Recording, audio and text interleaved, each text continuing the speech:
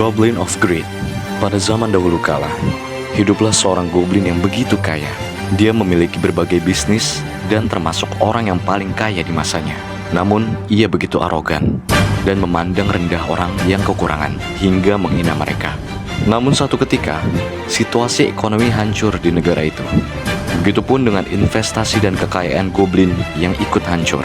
Segala hal yang ia usahakan kini telah lenyap, dan ia dihantui oleh kemiskinan yang menantikannya. Tak kuasa akan hidup sengsara yang ia jalani, ia akhirnya memutuskan untuk mencuri.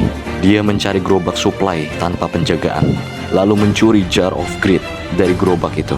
Dan juga ia mencuri pot of greed dari sebuah toko saat pemiliknya tidak memperhatikan. Dan dia juga sempat bekerja di pabrik yang memproduksi moki-moki. Di tengah waktu ia bekerja, ia menyelinap ke ruang rahasia di pabrik itu dan mencuri pot of greed. Sang goblin kini menjadi Goblin of Greed yang begitu tamak dan berambisi untuk mengembalikan kekayaannya yang dulu. Dia lalu menjual pot of greed ke pasar gelap dan ke pengusaha kaya. Sang goblin menerima koin dengan cara yang begitu menyedihkan. Tapi tak lama, sang pengusaha protes kepada goblin karena gagang pot of greed yang dijualnya patah dan meminta pertanggungjawaban goblin. Penderitaan goblin bertambah ketika ia diserang oleh kelompok bandit Dark Scorpion dan harta-hartanya diambil. Setelah pulih, ia memutuskan untuk memulai lembaran baru dengan mengembalikan pot of greed yang dicurinya dari pemilik toko. Pemilik toko melihat bahwa pot of greednya yang sudah rusak, meminta tanggung jawab sang goblin. Namun karena uang yang dimiliki goblin tak cukup, uangnya dilemparkan kembali ke arah goblin. Dan ia dilaporkan pemilik toko dan akhirnya masuk ke penjara kerajaan.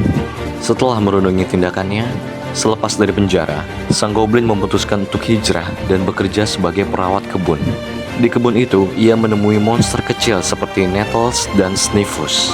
Dan sesekali saat ia sedang memotong rumput, ia dikejutkan dengan Sinister Serpent yang tinggal di rumput. Walaupun ia kesulitan dan kini hidup miskin, tapi ia tetap melakukan pekerjaannya dengan baik dan pelan-pelan bangkit mencari cara untuk memperbaiki hidupnya seperti dulu. Itulah kisah perjalanan dari Goblin of Greed.